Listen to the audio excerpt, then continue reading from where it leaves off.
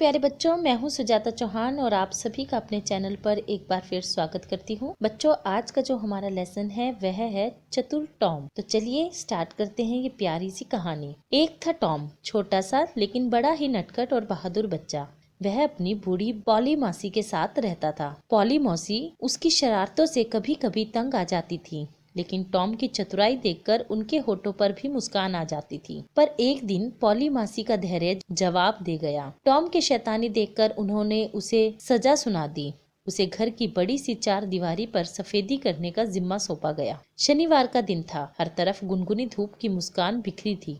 Tom हाथ में सफेदी की बाल्टी और ब्रश लिए हुए चार दीवारी की पुताई के लिए निकला हुआ था। उसने सोचा, आज का दिन इतना अच्छा है, क्या मैं बस सारे दिन पुताई करते हुए इसे बिताऊंगा? आखिर कुछ न कुछ तो करना ही पड़ेगा। तभी घर का नौकर जिम हाथ में बाल्टी लिए हुए पानी भरने के लिए वहाँ से निकला। टॉम ने उसे प्यार से बुलाकर कहा, सुनो जिम, अगर तुम मेरी जगह पुताई करने के लिए तैयार हो जाओ तो लाओ, मैं पानी ला देता हूँ। वह टॉम के बहुत कहने पर पुताई के काम में लगा। पर तभी सामने से पॉली मौसी आती हुई दिखाई दी, इसलिए वह हाथ में खाली बाल्टी लेकर भागा और टॉम फिर उदास भाव से पुताई में लग गया। पर अभी भी उसकी उम्मीद खत्म नहीं हुई थी। कुछ देर बाद बेन रॉगर सेब खाता और स्टीमर चलाने की नकल करता उछलता कूदता वहां आया। उस समय टॉम चार दीवारी के एक हिस्से की पुताई कर कर एकदम कलाकार की नजर से उसे देख रहा था। बेन ने बड़ी सहानुभूति से कहा, अरे टॉम, आज तो तुम्हें काम करना पड़ रहा है। टॉम हंसकर बोला, काम? तुम इसे काम कहते हो? अरे यह रोज रोज चार दीवारी की पुताई करने का मौका किसे मिलता है? मैं तो इतना खुश हूँ, इतना कि तुम्हें क्या कहूँ। अब तो सारा नक्शा ही बदल गया था।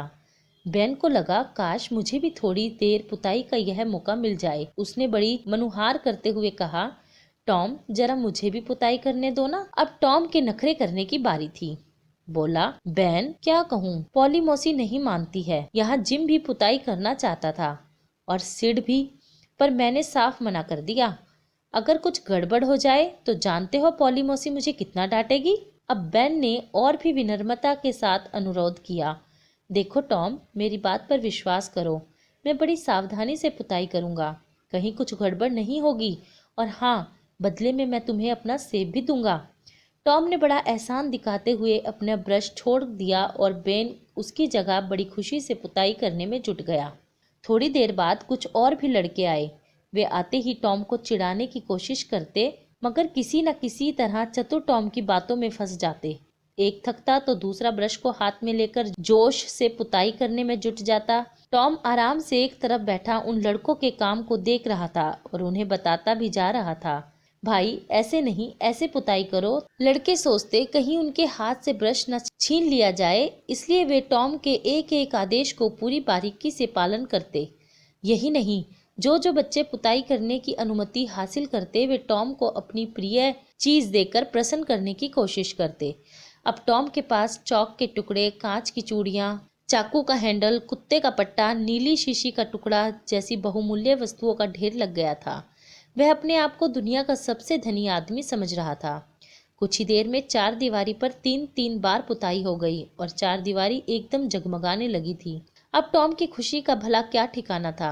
वह दौड़ा दौड़ा पॉली मौसी के पास पहुंचा और उल्लास भरे स्वर में बोला, अब तो मैं खेलने जाऊं ना मौसी? अरे अभी से?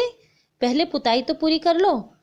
मौसी ने कहकर फिर पूछा, अच्छा बताओ, तो अब तक तुमने कितनी पुताई की है? टॉम विजय गर्व से भरकर बोला, पूरी चार दीवारी की पुताई हो गई मौसी। क्यों झूठ बोलते हो रे टॉम? मौसी ने गुस्से से आंख निकालते हुए उसकी ओर देखा। झूठ नहीं बोल रहा हूँ मौसी, सच कह रहा हूँ। सचमुच पूरी चार दीवारी पुत गई? और जब पॉली मौसी चार दीवारी देखने गई तो उनकी आंखें आश्चर्य के मारे खुली की खुली रह गई। सचमुच पूरी चार दीवारी बहुत ही सुंदर ढंग से पुत गई थी। देखकर पॉली मौसी की आंखों में एकाएक टॉम के लिए ममता का समुद्र उमड़ा। लाड से भरकर बोली, अरे वाह टॉम, मैंने तो सोचा भी नहीं था। तुमने तो सारा काम इतनी जल्दी कर दिया और वह भी इतनी सफाई से। सचमुच मुझे आश्चर्य है। कुछ देर बाद पॉली मौसी बोली, अच्छा टॉम, अब तुम जाओ, दोस्तों के बीच खेल कूद कर आओ। पॉली मौसी ने टॉम को एक बढ़िया सा सेब भी दिया और प्यार से उसकी पीठ थपथपाई। मजे से सेब को कुतरता हुआ टॉम अब घर निकल पड़ा और वह सोच रहा था, अरे वाह, आज का दिन कितना अच्छा है। अगर कोई चाहे तो अपनी चतुराई से बहुत कुछ कर सकता है। और इस कहानी से बच्चों हमें शिक्षा मिलती है कि जीवन में कितनी भी मुश्किलें क्यों ना आए, अगर हम समझदारी से काम लेते हैं, थोड़ी चतुराई से काम लेते हैं, तो उन मुश्किलों को भी हम आसान कर देते हैं। तो यहीं पर ये कहानी समाप्त होती है। आप सभी प्यारे बच्चों का धन्यवाद।